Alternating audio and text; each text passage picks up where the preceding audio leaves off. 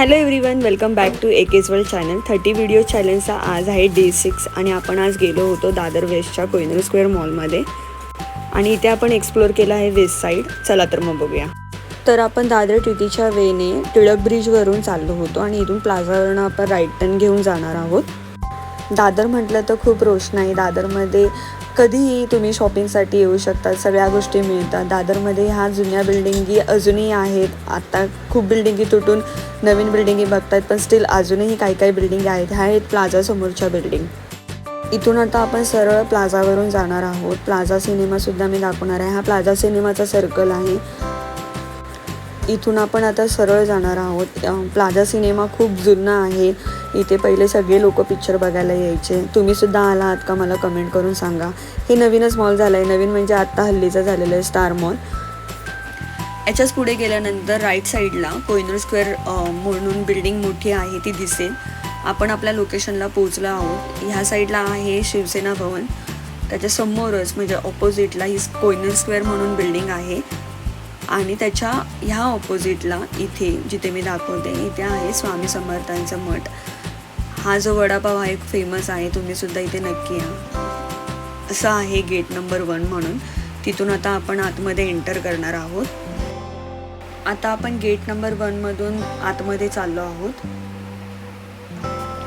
इथून आतमध्ये आल्यानंतर जे आपण वॉकेबल जातोय त्यांचा हा गेट आहे. जर का तुम्ही 4 व्हीलरमधून येत असेल तर तिकडून तुम्ही येऊ शकता, म्हणजे तिकडून तुमची एंट्री होते. आपण चला आतमध्ये जाऊया आता.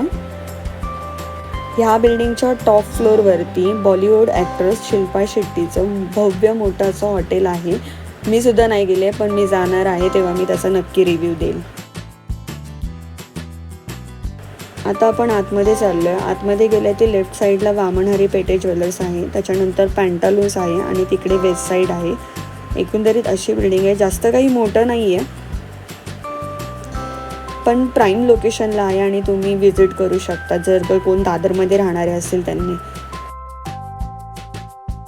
इथे खाण्यासाठी पण हॉटेल्स आहेत मोठे मोठे.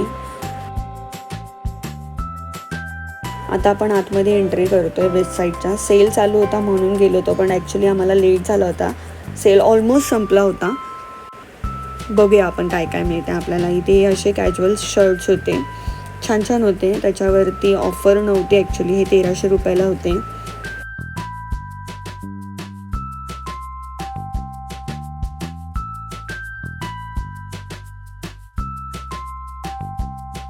वन पीस सुद्धा छान छान लावले होते. कलेक्शन छान छान होतं तिथे. वेस्ट साईडमधून तुम्ही शॉपिंग करता का मला कमेंट करून सांगा. हे असे नॉर्मल टी शर्ट वगैरे जे आपण घरी यूज करू शकतो इझिली. माझ्यासाठी खूप कम्फर्ट झोन आहे हा. तुमच्यासाठी आहे का? हे टॉप आपल्याला 499ला अवेलेबल आहेत.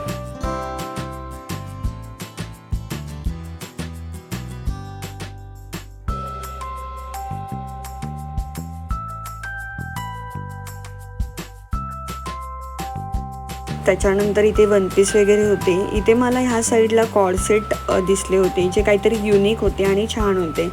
व्हाईट आणि ब्लॅक कलरचं त्यांनी कॉम्बिनेशन लावलं होतं. स्कर्ट टाईप होते, वरती टॉप होतं. त्याच्या रिजनेबल होते. पार्टीवेअरसाठी वगैरे तुम्ही घेऊ शकतात. काहीतरी वेगळं होतं.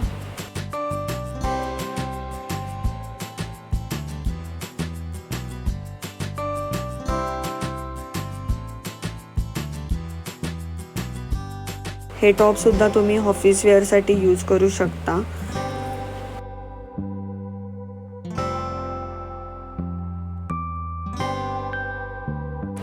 त्याच्यानंतर हे असे नाईट सूट होते, म्हणजे पॅन्ट आणि वरती ते टॉप आहे ते मॅचिंग होतं. याचं पण कलेक्शन भरपूर लावलेलं वेस्ट साईडमध्ये. खूप क्यूट क्यूट पण होते. White, pink colour, purple colour.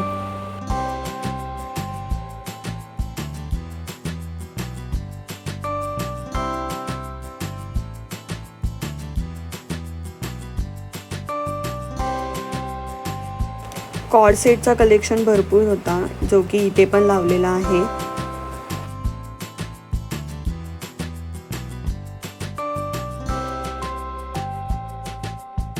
हे व्हाईट आणि पिंक कलरचं तर टी शर्ट मला खूप आवडलं आहे. खूप क्यूट होतं. त्याच्यानंतर हा सेक्शन होता एक्सेसरीजचा. छान कलेक्शन होतं, हातातले ब्रेसलेट, गळ्यातलं, कानातले आणि रिजनेबल होतं. 299, 399, 499 ह्याच रेंजमध्ये होतं. इयरिंग्स पण छान छान होते.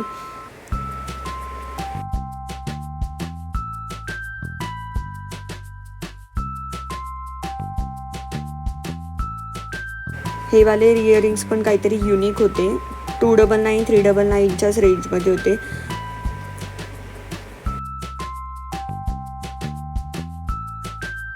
हे जे हातातले ब्रेसलेट होते मला फार आवडले. हे 299ला होते.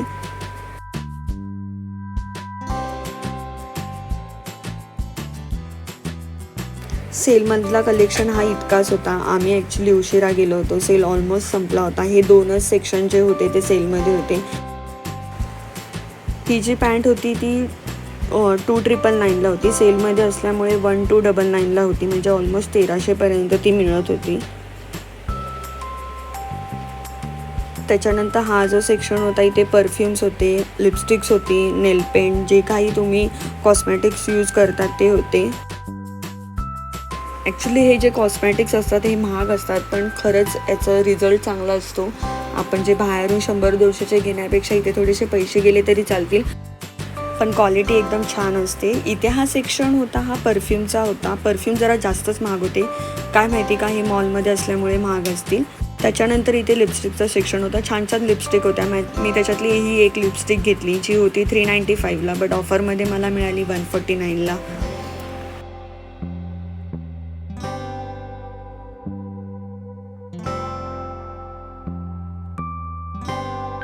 लिपस्टिकमध्ये खूप सारे ऑप्शन्स होते, खूप सारे शेड्स होते.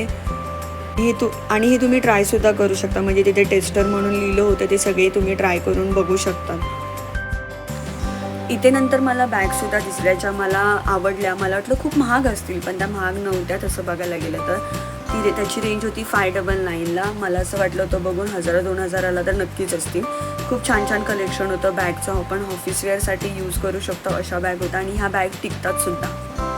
त्याच्यानंतर आम्ही गेलो होतो वरती मला काही इतकं सेक्शन आवडलं नाही, जे की ट्रेडिशनल पण होतं, पण मला इतकं नाही आवडलं. मी ते थोडंफारच एक्सप्लोअर केलं आहे.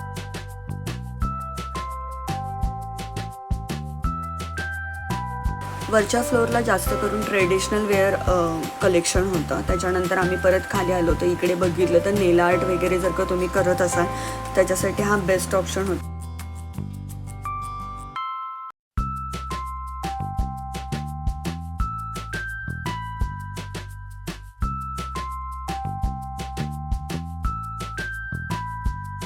आणि त्याच्यानंतर मी पुढे गेली तर मला हे परफ्यूमचं सेक्शन दिसलं जे कमी प्राईजवालं होतं आणि त्याच्या मी अगोदर दाखवलं ते जरा जास्त प्राईजवालं होतं. इथून मी एक परफ्यूम घेतला, तो मला भेटला 149ला, म्हणजे 150 रुपयाला. इथे लिपस्टिक पण होत्या 99 रुपीजला, नेलपेंट होत्या 99 रुपीजला. मी 2 नेलपेंट घेतल्या.